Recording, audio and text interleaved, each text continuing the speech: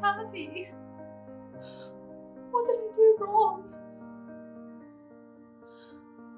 I'm sorry. I'm sorry I'm not perfect.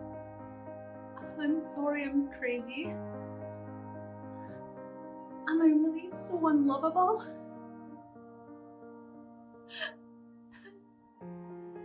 Why don't you love me, Daddy? Why don't you love me?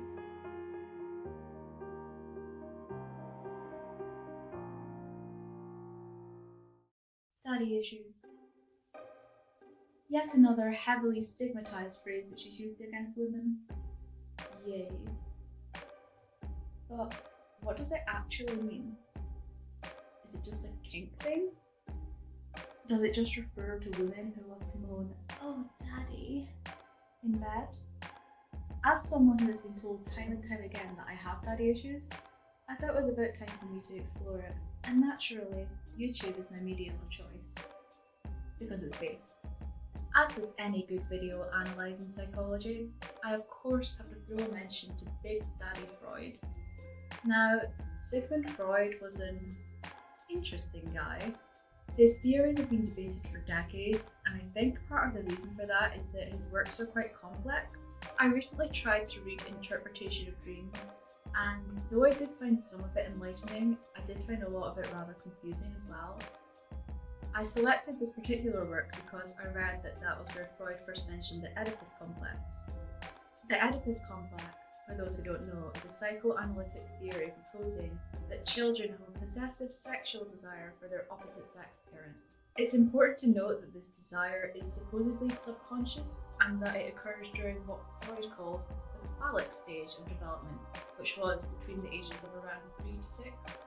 Freud originally theorised the Oedipus complex as being between boys and their mothers, calling the version between girls and their fathers the negative Oedipus complex. Carl Jung, who was a Swiss psychoanalyst who actually met and worked with Freud at one point, renamed this as the Electra complex. To be honest, I'm not sure I agree with Freud's theories here of any sort of sexual thoughts or feelings occurring at this young age, even if it is subconsciously. Sorry, Daddy Freud. But I do agree that our relationship with our parents greatly influence how we develop. I mean, fuck. I probably wouldn't be making this video right now if they didn't. When we're growing up, our parents are usually the biggest influence on us.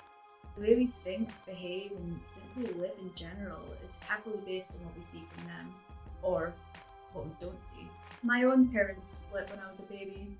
Adorable, innocent baby Fee. I know, it's hard to imagine me as a child, but it definitely happened. Although, thanks to my neurodivergent brain, I never really acted like one. I was always more like a mini, slightly more stupid version of my current self. I did see my dad a fair bit as a child, and this sort of tapered off towards my teen years. The last time I saw my dad in person was in 2016. And to be perfectly honest, I wouldn't actually say that I miss him, but this strained relationship with my father has definitely affected the way I view men. It's something I'm working on, but in general, I always expect that men will abandon me, that they'll use me until they get bored or just walk out of my life one day. And I actually feel awful saying that because the people I'm dating right now in my current polycule are wonderful. For those who don't know, a polycule is a network of polyamorous people who you're dating and they're dating and so on and so forth. I am highly skeptical of anyone who says that they care about me, and I know for a fact that my daddy issues are to blame. I'm not going to play the victim here and say that I treat people perfectly because I know I can be a bit of a dick. But that is 100% a defense mechanism which is caused by an intense fear of abandonment. People often assume that my relationship, or should I say non-relationship, with my father affects the type of men that I'm attracted to. In general, I tend to go for men who are at least 5 years older than me, have a stable job and their own home. Now, I do realise how this looks. Little gold-digging girl looking to replace her daddy. But my attraction to the men I date has absolutely nothing to do with my dad. I prefer older men because they're generally more mature, better looking, and able to have more intellectual conversations. Now, I'm not saying that younger men can't have intellectual conversations. One of my partners is only 20, so don't come for me. I'm just making a general statement that I enjoy my dates with older men a lot more than my dates with younger men. Additionally, pretty much everyone I've been on a date with lately, with few exceptions, who was under the age of 25, was a raging conservative. And I'm pretty damn liberal. I mean, bisexual, polyamorous, disabled e-thought who spent most of her life living on the poverty line. Anyhow, I simply can't spend any serious time with people who hold those views. For hookups, sure, but spending extended lengths of time without the presence of copious alcohol? Not a fucking chance. I shouldn't need to say this, but to set the record straight, I'm absolutely not looking to replace my father. I've been without a father figure for most of my life, with the exception of my stepfather, but that's something I won't get into. And I think I've done damn fine without one. It makes me laugh when people go onto my TikTok and they comment things like, fatherless behaviour, where's her dad at? Because I'm just like, yes, I am fatherless. What about it? I also think there's an irony in the term fatherless behaviour being used against women, because the whole idea here is the absence of a father, as in the problem here is the fucking dad abandoning his daughter. So why do we get the hate for it? I can answer that with one word: misogyny. Despite the feminism movement existing since the late 19th century, seriously, and we still don't have equal fucking rights? Society is still heavily weighted in favour of men. Women are constantly scrutinised for every single thing we do. The way we dress, whether or not we wear makeup, how often or not we have sex, the things we say on social media, and so on and so forth.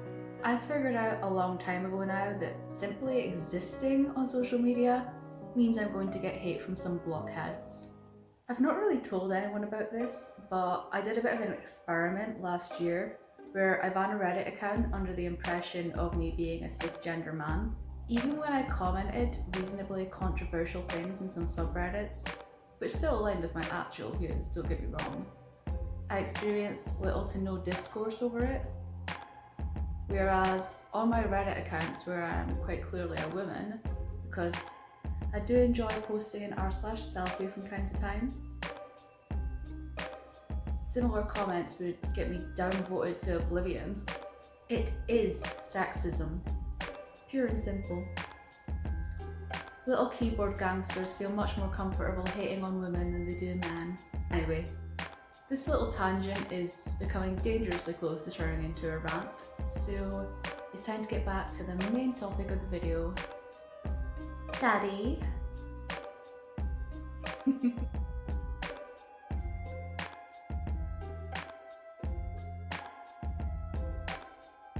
Age regression is a non-sexual mental state where someone who is biologically an adult starts to think/act like someone younger. Now, this can be just a few years younger than their biological age, or it can be much younger, as in mental age of a preschool kid younger. Although age regression is something which can happen spontaneously or by choice as a comfort mechanism, there's actually a fairly controversial therapy which hypnotizes a patient back into regressing to a younger age. The intention of this therapy is to unlock childhood memories and traumas in the hope that when the person returns to their adult mind, they'll be able to deal with them better. The main controversy around this therapy is that the memories it unlocks may actually be completely false. And if that is the case, is the person really dealing with their trauma at all? Now, you're probably wondering why I'm bringing this up. What the fuck, Fiona? How is this relevant to daddy issues? It absolutely is. There's a stereotype that women with daddy issues act younger than we actually are, that we need a big, strong daddy to come and look after us. Hell, In my travels on the dating apps, I have seen time and time again some reference to daddy issues in people's bios. For example, there's men who write cringe as fuck things like, "Swipe right if you want a new daddy." And then there's women who write, "Need a man to help me work through my daddy issues." What? As light-hearted as I'm sure the majority of these profiles are, it does highlight the fact that women with daddy issues are seen as less mature than women who had cookie-cutter, cardboard box, nuclear fucking daddy-present families. Try saying that 10 times fast. It's reminiscent of times when women were seen as frail little birds who couldn't possibly survive without a man to look after them. No thanks to Disney, which was and still is the pinnacle of misogyny. I think that's a topic for another video. Even the phrase itself, daddy issues. Daddy is a word that a child would typically call their father, usually at a prepubescent age before the weirdly natural progression of shortening it to dad. I don't even remember when I started saying mum and dad rather than mummy and daddy. Not that I said dad very often. Point being, women with daddy issues are infantilized, and it is grossly inappropriate. We don't need a new daddy. We needed the one that we had to treat us like decent human beings.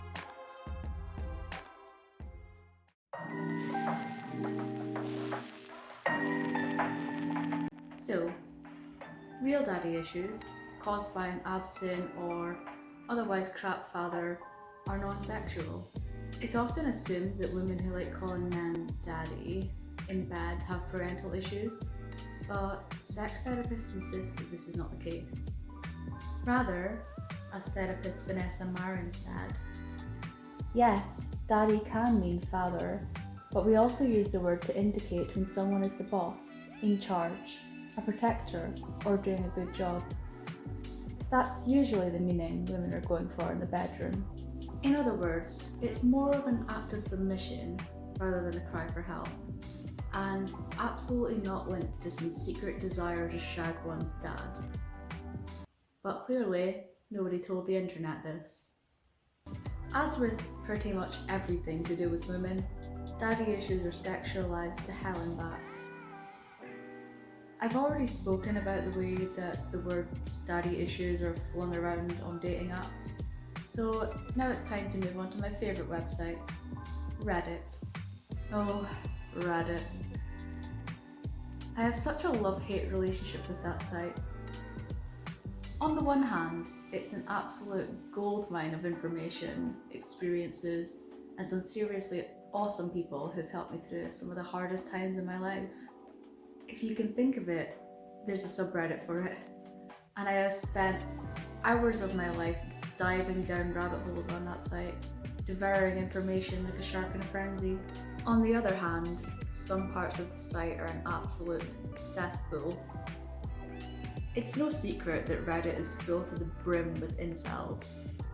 And for those who somehow don't know what an incel is, the term incel means involuntary celibate. And they're essentially misogynistic, hateful, spiteful men who think that women will never love them because they're just always chasing after traditionally attractive men or chads, and that it has absolutely nothing to do with their heinous personalities. Reddit admins did go through a purge a little while ago now, where they either deleted or quarantined a lot of the more messed up subreddits. Quarantines essentially means that the content is hidden to everyone but those who specifically look for it. So the subreddit would never show up in like recommendations or the sidebar or anything like that. Additionally, when you come across a quarantine subreddit, I think I've only seen 2, you have to click this thing saying that you consent to the content. One of the victims of the purge was notorious incel subreddit r/mgtau, which stood for men going their own way. I laughed my arse off when I found out about this. Right, enough about incels. Let's get back to what's important in this video essay, the sexualization of women with daddy issues. There are a number of subreddits in Reddit's not safe for work community dedicated to what is often termed the daddy kink. Now, according to my best friend Urban Dictionary, The daddy kink is defined as the love of degrading, spanking, name-calling, or domination that may be associated with calling your significant other daddy. A daddy kink is not always characterised by its keywords, but its activities. Notice that nowhere in this definition does it mention women with actual daddy issues caused by an absent or otherwise lackluster father. The most prominent community-based subreddit for this kink is simply called r/daddy. Standing strong at 108k members as of October 2021, the community tab defines the subreddit as an 18+ subreddit for the DDLG community and those that love them. However, when I was doing my research for this video, I found that the subreddit is essentially just a library of nudes with people addressing subreddit members as daddy, so not exactly the goldmine of experiences I was hoping it would be. Due to the overwhelming presence of daddy captioned nudes, I'd say this subreddit is more of a gone wild style community, similar to r/dad would be proud or r/daughter training, which are two other subreddits which cater to the daddy kink and are also essentially nudes factories. Not that there's anything wrong with that. The more orally observant among you, and that's orally with AU, as in hearing, will have noticed that the community description for r/daddy mentioned the term DDLG. Now what, I hear you ask, is DDLG? Well, DDLG stands for Daddy Dom Little Girl. Back to my old pal Urban Dictionary. Daddy Dom Little Girl. DDLG is a relationship in which one person is the caregiver, or daddy, and the other is childlike. It is not a relationship between an actual father and daughter or any minor. This is a type of BDSM relationship that may or may not involve sex, but often involves play with childlike things such as stuffed animals, bedtime stories, and spankings. The LG part of the relationship is often called the little. In my opinion, this is the perfect summary of the kink. However, it should not be confused with the earlier mentioned age regression. Age regression is inherently non-sexual, whereas a DDLG relationship, even if sex is not involved, is still at its core a BDSM relationship between a dominant and a submissive, daddy dom and the little girl. And it's important to note that in these DDLG relationships, the little girl is a consenting adult, not a minor of any kind. This led me to search for a subreddit specifically centered around DDLG. Lo and behold, Reddit did what Reddit does and delivered r/DDLG. So it wasn't a long search really. Unlike r/daddy, r/DDLG acts more like a community in my opinion.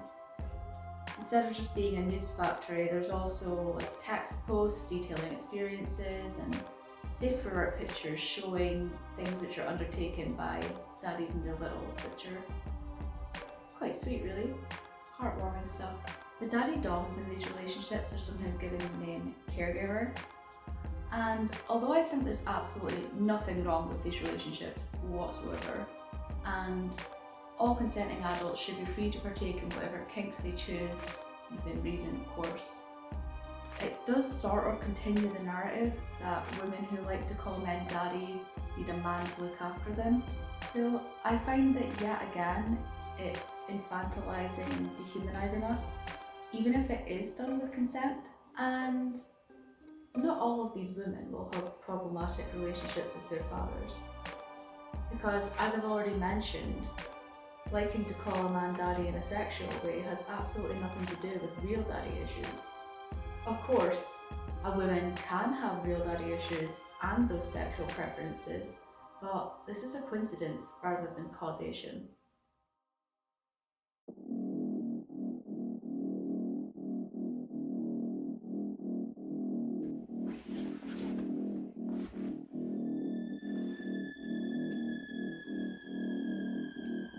The bad dad trope is a tale as old as fucking time. Seriously, as in ancient mythology times. The Greek titan Kronos literally ate his own children because of some prophecy which said they would overthrow him the same way he did his own father. I mean, the obvious solution to that is cannibalism, I guess. Crap dads are absolutely rife in media such as films and TV shows. Of course, the same tropes will pop up time and time again because there really is nothing new under the sun, but it's interesting to me how many different storylines can be squeezed out of someone being a terrible father. Being the nerd I am, I of course have to throw a mention to one of sci-fi's most famous plot twists, Darth Vader. Aside from being completely evil, Big Daddy Anakin is an absolutely abominable father. No, I am your father. Not only does he hide his paternity from his grown-up children for a long-ass time, he also engages in several duels with his own son, with one ending in him cutting Luke's hand off. Not exactly dad goals right there. This may come as a shock to some of you, but I'm actually not a big film watcher. I've been to the cinema probably less than 20 times in my life, and when it comes to watching films with either friends or my partners, I tend to gravitate towards the same things. Marvel movies or Wolf of Wall Street, if you know, you know. But I have watched a lot of TV shows, and every time I begin a new one, I can pretty much guarantee that there will be at least one awful dad. One example is my favourite animated Sigma male, Rick Sanchez from Rick and Morty. Now, Rick, who has some deep-rooted issues, abandons his daughter Beth when she's young. The show has not yet explained the actual reasons for or the story behind this, and it chooses instead to focus on the repercussions it's had for Beth's well-being and the current situation between them. The thing that irks me to hell is that Rick, a clearly capable genius, lives rent-free in his daughter's house and essentially leeches off of her and her family. He seems to skim over the deep psychological trauma that his abandonment has clearly left Beth with, and that to me is selfish and fucked up. Another glorious example is present in my favourite TV show, The Vampire Diaries. To be honest, this show is so full of terrible fathers that they could honestly just rename it The Shit Dad Diaries with some vampires. But the first example I'm going to touch on is the dad of the character I'm sort of cosplaying as right now, Catherine Pierce, aka Katerina Petrova. Now, I know that when Big Daddy Petrov was around, it was different times. 15th century Bulgaria can't really be compared to today's Western civilization, but his mistreatment of Catherine is what lit the absolute dumpster fire that was her whole life. Yes, I am 100% in camp Catherine deserved better. To give a brief summary for those who have never watched the show, Catherine got pregnant as a teenager out of wedlock, which was obviously a huge no-no for those times. As soon as she gave birth to her daughter, her father took the baby away and banished her to England, where she had to learn to adapt, and fast. Doing what she needed to do to survive, she used her charms and good looks to get in with what she thought was a respectable, safe, noble family, who turned out to be a bunch of crazy original vampires who wanted to kill her. To save herself, Catherine turned herself into a vampire and spent the next half millennium running from the aforementioned original vampires. She could never settle, she never felt safe, and she could not trust anyone. And all of this was set off by her dad not supporting or protecting her. The worst father in the Vampire Diaries is probably the father of the original vampires, Michael Michelson. God, he really is a piece of work, and I'm not just saying that because of his ridiculous name. Now, Michael is abusive to all his children, but especially so to his stepson Klaus. He actually finds out fairly late on that Klaus is not his biological son, so to be honest, that doesn't even really come into it. Not only does Michael constantly berate Klaus, he's also physically abusive. Klaus is painted as this big bad villain for the majority of the main series, but when I saw the flashback clips of the sheer hell that he endured from someone who was supposed to love and protect him, I actually felt a great deal of sympathy. The cherry on top of the cake of fucked up fathering is that despite being a vampire himself, Michael sees his vampire children, including his biological ones, as abominations. Because that makes sense. He spends hundreds of years hunting them to every corner of the globe, leaving them all with deep psychological trauma and a constant fear of danger. Michael hated his children for simply existing, so it's no wonder that every single one of them has clear daddy issues. The topic of parental issues is absolutely enormous.